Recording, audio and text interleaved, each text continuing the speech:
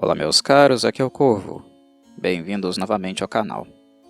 No vídeo de hoje falarei um pouco mais sobre The Witcher, uma obra que por sinal faz um tempinho que eu não abordo aqui.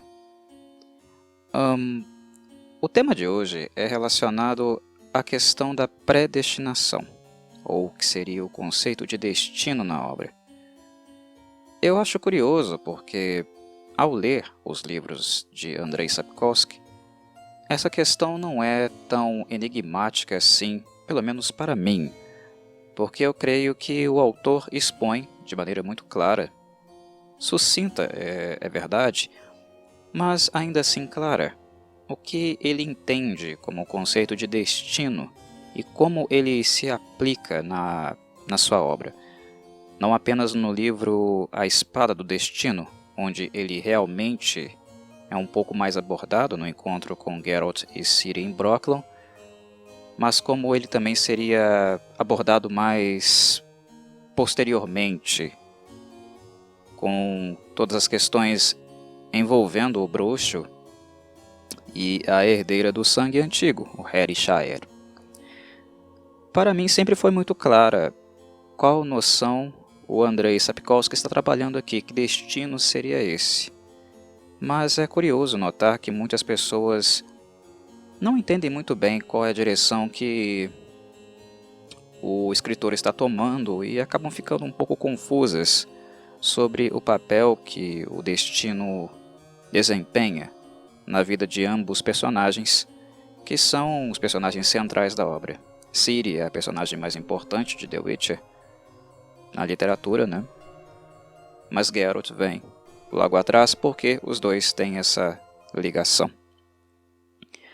Então, o que seria então esse conceito de destino na obra de Andrzej Sapkowski? Primeiro de tudo é que há destino na obra dele, mas não é um destino mais voltado a, digamos, a uma noção do senso comum. Quando nós pensamos no destino e nos significados que ele tem para o senso comum, não serão exatamente os mesmos que Andrzej Sapkowski irá trabalhar em The Witcher. Tem algumas aproximações, mas ainda assim não é o mesmo, é um esquema um pouco diferente.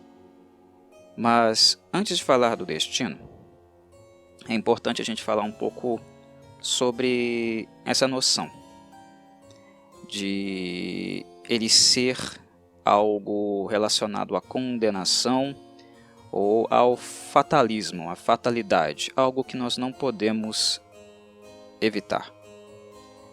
Antes de compreender o destino do Sapkowski, conceitualmente como ele o expressa na sua obra, voltemos então ao senso comum. Destino, quando nós mencionamos essa palavra, quando nós pensamos sobre ela no popular, a gente logo cogita que é algo que nós não podemos escapar.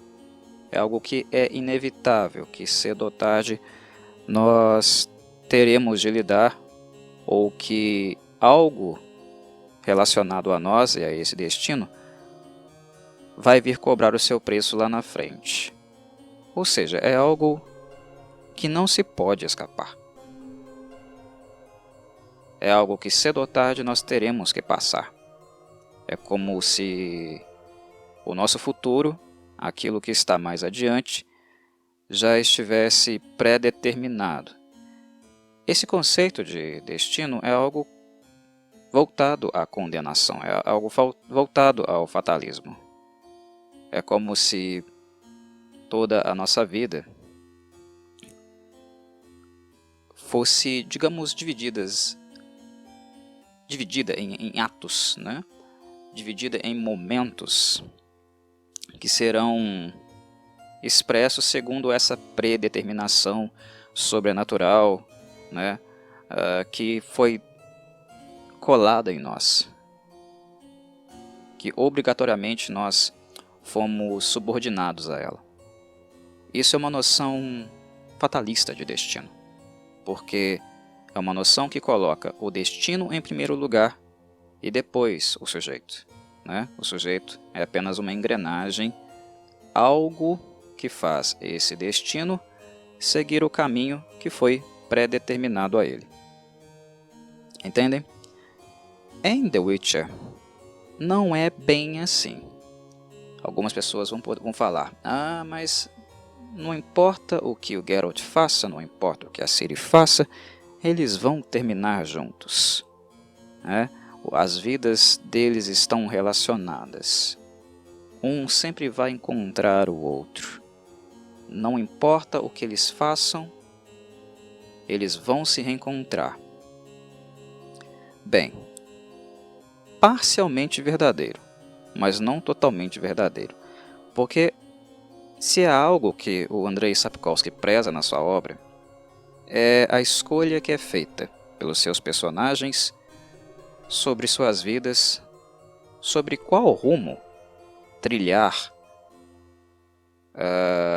quais escolhas eles fazem e quais as vantagens e consequências dessas escolhas que eles tomam. Essas questões elas são apresentadas muito constantemente nos livros do Sapkowski. Quase todos os personagens dele são personagens bastante expressivos, de personalidade forte. Eles tomam decisões com bastante frequência. Dificilmente eles ficam no muro, em cima do muro. Vocês podem perceber isso como tanto antagonistas como os personagens mais próximos dos protagonistas, inclusive, da obra. Não são personagens de ficar em cima do muro. Eles tomam decisões e eles escolhem as consequências dessas decisões, dos riscos que eles decidem tomar. Então, a obra do Sapkowski é uma obra de tomada de decisão. Nós temos questões que aparecem a priori, por exemplo, como o fardo de ser bruxo ou o fardo de carregar o Heri Shaer, mas essas coisas, na medida do momento em que elas são colocadas para os personagens centrais, eles ainda têm uma certa liberdade de escolher o que vão fazer com isso. O Geralt não pode deixar de ser bruxo, e ser bruxo é algo que impacta muito forte a vida dele. Mas ele ainda decide que tipo de bruxo ele vai ser. Se ele vai ser o bruxo tradicional, ou se ele vai tentar ser algo melhor, ou algo mais autônomo, diferente daquilo que já está pronto, todo aquele discurso que foi feito sobre ele, sobre a estirpe dele, quebrando assim o senso comum. Ele tem esse potencial de decisão, de decidir o que vai fazer sobre si mesmo, mesmo que ele não possa deixar de ser um bruxo. Com a Ciri é a mesma situação. O Heri Shaer a condiciona a lidar com várias coisas na vida. A manifestação do poder, o número de pessoas que vão sempre estar atrás dela, desejando o poder que ela possui para objetivos mesquinhos, individuais, e não necessariamente a ela, o fato de grande parte da vida dela também ela ser resumida ao Heri Shaer e nada mais. Então são coisas que a Ciri vai ter de lidar. Essa herança genética ela não pode fugir, mas isso também não a impede de decidir como ela vai lidar com isso. Qual uso ela fará do sangue antigo do Heri Shaer? Com quais pessoas ela irá conviver? Se ela vai fazer aliança com alguma ou não? Ela ainda tem fala, ela ainda tem decisão.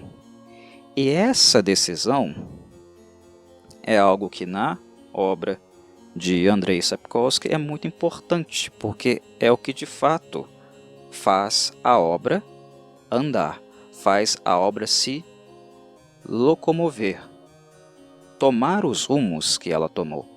Vocês conseguem perceber isso durante a leitura? Que é muito em virtude das decisões tomadas que a obra caminha. Não é como se fosse uma engrenagem, todo um palco pré-determinado, que faz com que os livros, né, a história sigam um determinado padrão, uma determinada direção. Não é. São essas escolhas que os personagens vão tomando durante a narrativa que faz com que eles fiquem...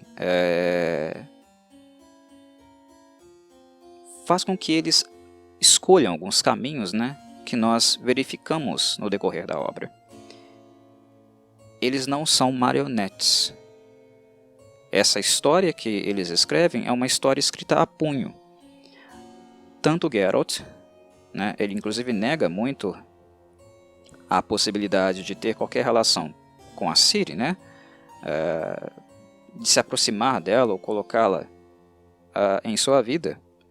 Mas quando ele finalmente decide, quando ele finalmente opta por ficar com ela, ele é ator, não é uma coisa apenas passiva. Ah, Corvo, mas eles se encontraram lá em Brokilon e depois o destino fez com que Cintra caísse e ele encontrasse Ciri num vilarejo próximo, adotada por uma pequena família. Não é bem o destino, meus caros. Cintra cairia de qualquer forma, porque Nilfgaard já planejava há muito tempo invadir os reinos do norte. O fato de Cirila existir e com ela está o sangue antigo é mais um elemento na trama. Mas, por exemplo, foi o sangue antigo que manteve Cirila viva? Cirila sobreviveu única e exclusivamente por causa do sangue antigo, né? O exército de Nilfgaard chegou em Cintra, a Cirila despertou seus poderes, né? Todos saíram pelos ares e ela sobreviveu, correu dali. Não foi simples assim. Houve intervenções de várias pessoas, muitas pessoas ajudaram a menina, né? Tentaram a manter viva. Não é só algo relacionado ao sangue antigo, né? Há outros condicionantes. Ela poderia ter sido morta em Cintra. Poderia, né? Embora o Emhyr teria ficado furioso, né? E também, certamente, teria matado o autor da morte dela. Mas digamos que Cirila, em determinado momento, né, eles perdem o rastro dela. O Carrir a estava perseguindo, né, inclusive traumatizou a menina por isso. O Carrir ficou perseguindo a menina por muito tempo, mas ela foi parar lá nos arredores, né, foi adotado por aquela família. Tava lá, quando o Geralt finalmente a encontra lá no conto Algo Mais, né, ela estava brincando com umas crianças. Mas suponhamos que por ali não tenha passado o Geralt, mas alguns cruéis e perversos soldados de Nilfgaard, ou rufiões. A vida de Cirila, o fato dela ter o Heri Shaer, o que eu estou querendo dizer é que não cria nela, não desenvolve nela uma proteção especial no sentido de que ela não será morta ou que ela não corra qualquer tipo de risco, qualquer tipo de possibilidade de dano. Não é bem assim. É claro que ela é o personagem central da obra e isso já a imuniza em relação a muitas coisas, né? Porque o autor vai querer trabalhá-la em todos os livros, né? Pelo menos a partir de Espada do Destino. Então já cria aquela certa imunização, né? Especial, mas isso não quer dizer que existe uma aura, uma conspiração na obra que vai fazer com que Cirila fique viva, aconteça o que acontecer. Não necessariamente, né? Isso é uma intenção do autor, mas não é parte da mecânica da forma como a obra se organiza e trabalha com seus elementos. Consegue entender a diferença? O autor quer que ela viva, porque ele tem planos de trabalhar o conceito da personagem. Mas, mecanicamente, estruturalmente, não é assim que se organiza o universo, a obra de The Witcher. Ninguém tem uma imunidade natural para qualquer coisa, ou para todas as coisas. Não é assim que a obra se organiza em termos de regras para o seu universo, né? Então são coisas diferentes, né? Então Cirila poderia não ter sobrevivido à invasão de Cintra. Era o plano, né? Capturá-la. Era o plano que ela sobrevivesse, inclusive aos personagens envolvidos na sua captura, né? Aqueles que queriam ter posse dela naquele momento. Este era o plano. Mas, como vocês bem sabem, em guerras acidentes acontecem, né? Então a menininha de cabelos brancos poderia ter sido, né, assassinada. Era um risco, né? Acidentes acontecem. Imagine uma criança no meio de uma guerra. Se acontece alguma coisa com aqueles que a protegem, qual é a situação dela? A que tipo de coisa ela fica exposta? Ela consegue realmente sobreviver no meio de um combate intenso de infantaria, né? No meio de pessoas que inclusive estão cometendo atos bárbaros, né? Em virtude do fato da guerra em si, do ambiente em si, tornar propício que elas manifestem aquilo que existe pior no ser delas. É sempre uma questão de risco. Riscos existem, né? Então tem alguma dimensão do mundo de The Witcher que ainda exerce um certo fator, entendem? Não é algo que estava escrito e que simplesmente está se desenrolando, né? Não existe um livro acima das nuvens num mundo sobrenatural e invisível cujo o seu roteiro, né, todas as páginas e sua narrativa já está pré-definida. Esse livro vai sendo aberto no mundo sobrenatural e as coisas vão acontecendo exatamente como lá está escrito aqui no mundo material, no continente, no mundo de The Witcher. Não é bem assim que acontece, né? A questão é que há algo pré-determinado, né? Há algo condicionado e ainda existe, no caso, Andrei Sapkowski insere nessa equação, né, algo muito importante, que é o fato dos personagens poderem dizer sobre si, né, pensarem a sua vida posteriormente, o que eles farão de si mesmos, mesmo que algumas coisas já estejam pré-determinadas a eles, né? Então, é como se você tivesse uma certa característica, mas ainda assim você tivesse a possibilidade, né, de fala, de decisão, de tomada de decisão sobre o que fazer da sua vida e de si mesmo em virtude dessa característica, né? Então não é uma condenação, né? É mais uma situação, né? É mais uma condição do que condenação. São coisas diferentes, né? O conceito de destino em The Witcher não é algo que leva os personagens a estarem condenados, né? Presos, vinculados uns aos outros. É apenas um conceito que expõe a aproximação que esses personagens têm uns com os outros, com a história uns dos outros em virtude daquelas condições pré-definidas que eles carregam. Ah, Corvo, mas essa pré-definição já é uma, digamos, uma intervenção no destino. Olha, meus caros, não necessariamente. Porque se vocês pararem para pensar, todos nós nascemos com condições pré-determinadas. A nossa genética é uma pré-determinação. O tamanho que nós vamos ter, se nós seremos mais gordinhos ou mais magrinhos, né? Aqueles que não querem ser muito gordinhos têm que brigar com a balança o tempo inteiro, tentar tomar um rumo diferente daquilo que a genética do corpo pré-definiu. Isso aí já é, né, uma ação do sujeito, né? Já é uma ação da escolha dele. Dando só um exemplo, né? Os nossos pais em si, né? Não foi o destino que pré-definiu o encontro com eles, né? Mas a relação deles se desenvolveu toda baseada num histórico, né, numa vivência que ambos tiveram entre si, né, decisões que eles tomaram, né? Então tem muitas coisas na nossa vida que são pré-definidas. O fato de que nós vamos envelhecer e morrer é uma pré-definição, mas isso não diz, em momento nenhum, não condena a nós a vivermos a nossa vida baseada, né, ou apenas focada, né, amparada por essa ideia de que algum dia nós iremos morrer. Eu vou fazer isso aqui agora, acolá, porque eu vou morrer, né? Ninguém vive assim, né? E quem vive assim, vive muito mal, né? Adoece muito rápido.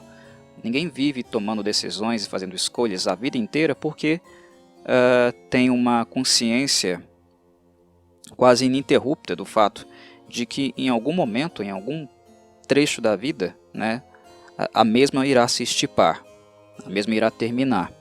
Ninguém vive assim, né? Então, nós temos pré-determinações, mas ainda nós temos o elemento de escolha, né, o elemento de participação, onde nós tentamos intervir e tomar caminhos diferentes daquilo que a pré-determinação nos empurra ou implique que a nossa vida iria acontecer de tal e tal maneira. Nós ainda temos uma pequena participação. Não é só passividade, é também atividade. Existe passividade nesse movimento e também um movimento de atividade. Eu vou tentar dar um exemplo a vocês, ilustrar a questão para vocês de maneira metafórica. E vou trazer um pouquinho a Yennefer também para dar esse exemplo, porque é algo que aplica a ela, algo que se aplica a ela e também fica bastante ilustrado na relação com Geralt. Muito bem. Imaginem que os personagens são linhas, tá? A vida deles é uma linha. E é algo que faz sentido porque a nossa vida ela é cronológica, né? O Cronos é algo presente em nossa vida. Ela inicia, né? Tem uma duração e termina, né? É cronológico. O tempo segue cronologicamente, segue numericamente em linha reta, né? Então, isso é uma pré-determinação, ok? Há essa linha, mas o que irá acontecer nessa linha, como e quando, depende muito da participação e das escolhas dos personagens. Muito bem. Ciri tem uma linha, Geralt tem outra linha e Yennefer tem uma linha que também é dela.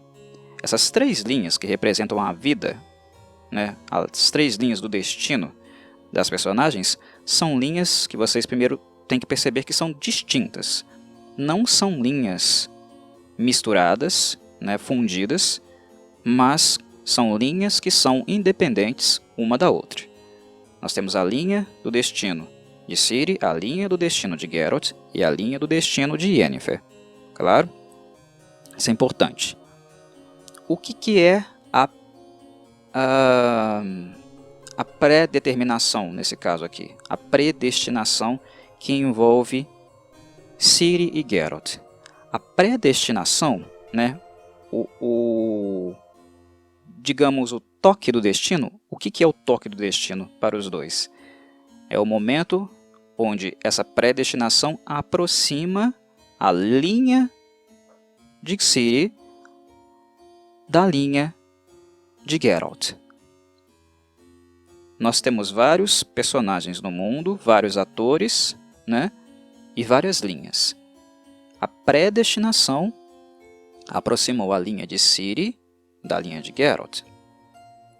Mas é uma aproximação, ou seja, a linha dos dois estão próximas a ponto de que alguns encontros e desencontros irão acontecer devido a essa proximidade.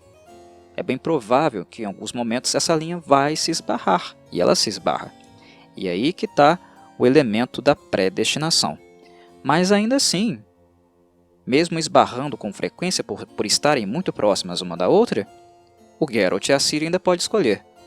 Esbarrei, eu vou me aproximar mais ou eu vou me afastar mais.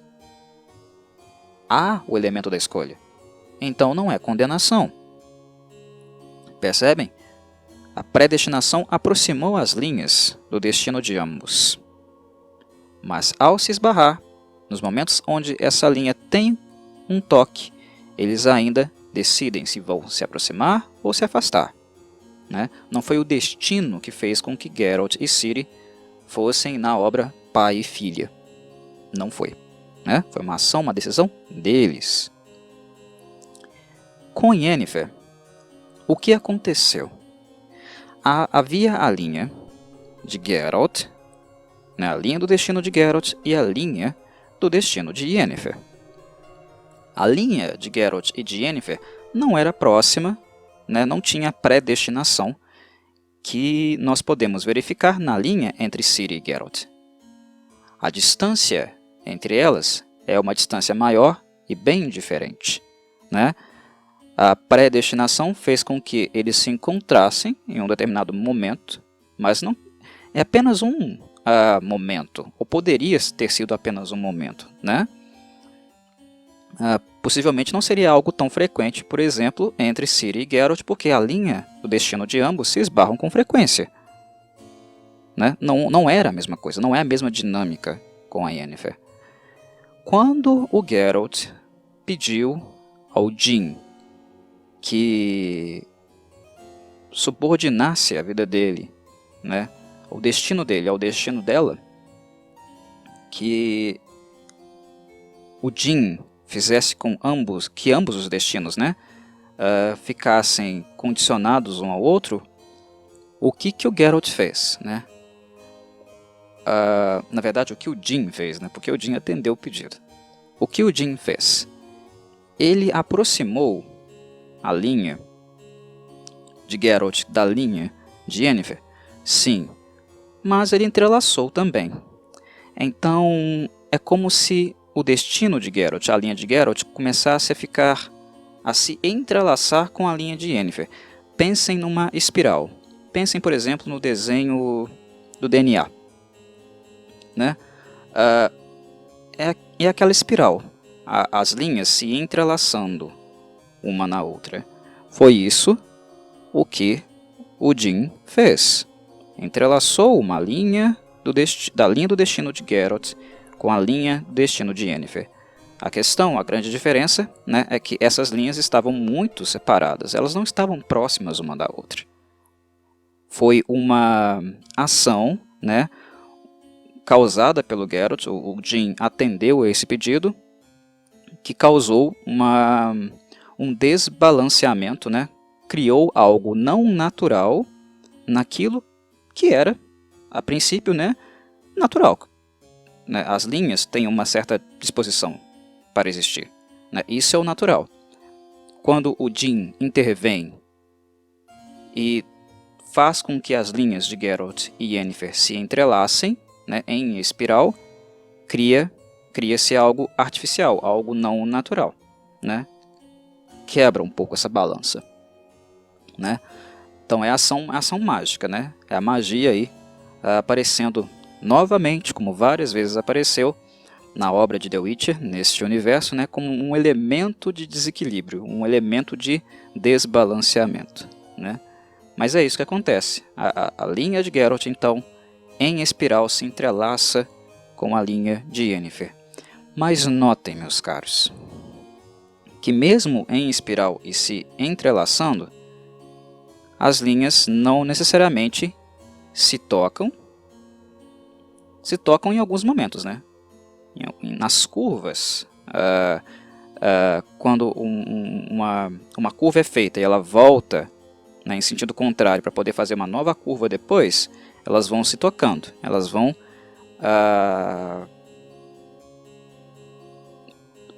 atravessando uma outra, né? É assim que nós criamos uma espiral. Então o Jin condiciona a linha do destino de ambos a terem vários encontros e desencontros. E é isso que nós vemos também na obra, né? Nós vemos a Yennefer e o Geralt se aproximando, se distanciando, aproximando de novo, voltando a se distanciar, várias e várias vezes. Né? São inúmeras vezes que nós percebemos essa dinâmica nos livros. E é isso que está acontecendo de fato, é isso que simboliza, né? É isso que representa essa metáfora que eu estou usando. Né? Encontros e desencontros, o tempo inteiro. Isso é uma condição que foi colocada magicamente, arbitrariamente, né? Devido ao pedido do Geralt e sem a participação dela. É arbitrário, tá? Mas ainda assim não é uma condenação. Por que não é uma condenação? Porque a linha de ambos ficou entrelaçada, eles se encontram, né? Mas se eles vão ficar próximos ou não, é uma decisão que ainda os cabe. São eles que decidem. O Geralt e a Yennefer vivem brigando e se distanciando novamente, não porque o destino condicionou ambos a isso. Não. É devido ao fato de uma interpretação, né, de uma sensibilidade que ambos têm em relação, né, ao romance, ao relacionamento que ambos têm.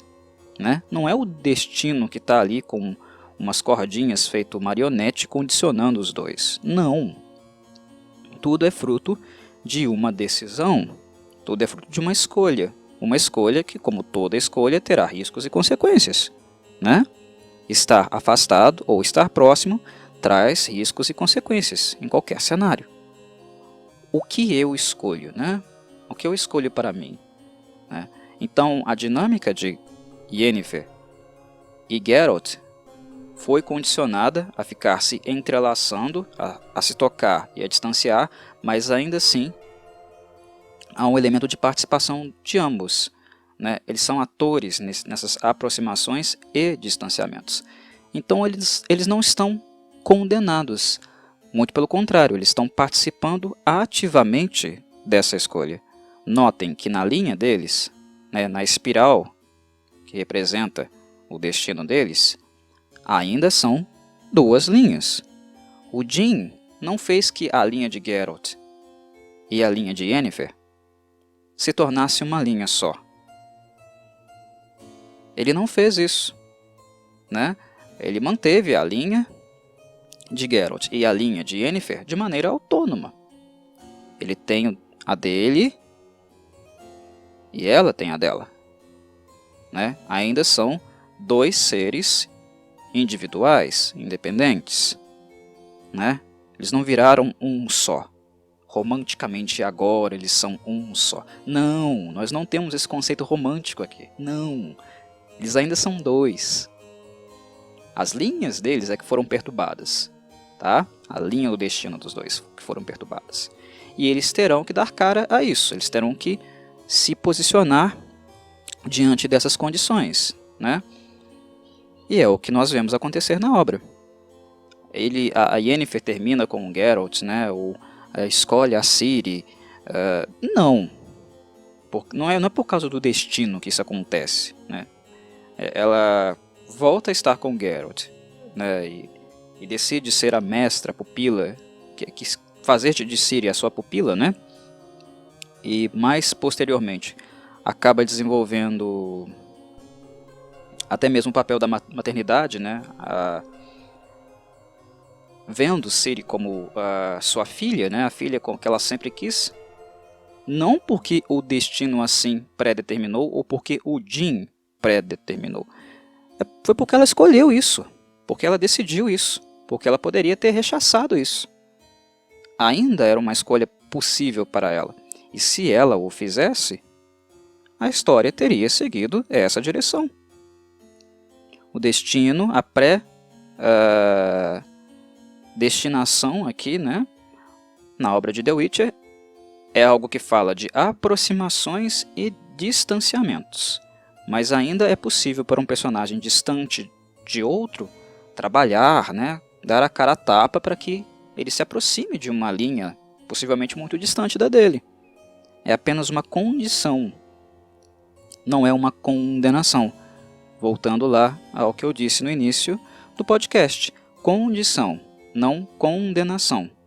Então, quando nós olhamos para os livros e para a história de The Witcher, querendo ou não, a história terminaria desse jeito. Eles ficariam juntos em qualquer circunstância, porque o destino definiu assim. Não é isso, tá? Não é isso o que está sendo dito, o que está sendo mostrado, né? Num capítulo, por exemplo, como o capítulo A Espada do Destino, né? Não é isso. Não é isso que os personagens ali presentes estão colocando, né? É apenas uma condição. E o fato da linha de Geralt estar próxima da linha de Ciri, quando Yennefer também, né, foi trazida, colocada em uma situação, em virtude da intervenção do Jin, ainda mais próxima da linha de Geralt, por tabela, obviamente por tabela, ela estaria próxima de Ciri, né, da linha de Ciri, porque a linha de Geralt está próxima da linha de Ciri. Então, metaforicamente falando, a linha de Ciri é uma reta, a linha de Geralt virou uma espiral que se entrelaça com a Ciri, se entrelaça com a Yennefer, perdão, né? E tem horas, né, que devido ao movimento dessa espiral, uma hora quem esbarra mais na Ciri é o Geralt, em outros momentos quem esbarra mais na Ciri é a Yennefer. Tentando ilustrar, tentando usar metáfora aqui mesmo e mostrando, né, tentando graficamente falar um pouco dessa dinâmica que acontece entre os personagens. Há momentos na obra que a Ciri está com a Yennefer, outros momentos que ela está com Geralt, momentos que ela está sem ambos. E assim vai a dinâmica, né? A dinâmica dos dois. Dos três, no caso, né? Para mim isso nunca foi muito confuso, não.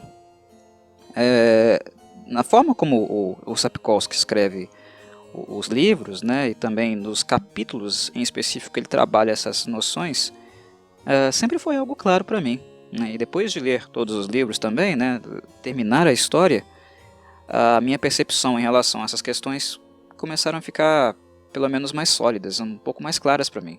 Quando a gente vê todo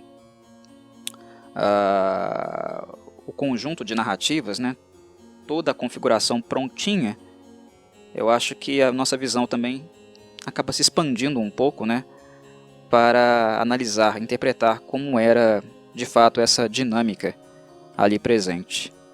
E bem, é basicamente isso que eu queria dizer para vocês. Predestinação em The Witcher não é condenação, ok? A predestinação em algumas obras pode ser condenação sim, tá? Isso nós vemos em outras obras. Como também há obras, muitas inclusive, que o destino é simplesmente um conceito que não existe. Em The Witcher, destino existe, existe predestinação sim, tá? Mas ela não é determinante nos rumos da história. Ela é apenas uma condição, né? Uma condição que favorece que a história siga alguns caminhos, mas não uma condenação. Algo que vai fazer, né, necessariamente, obrigatoriamente, arbitrariamente, que a história, no caso, siga um determinado direcionamento. Ok, meus caros? Então é isso. Um abraço a todos e saudações Corvides.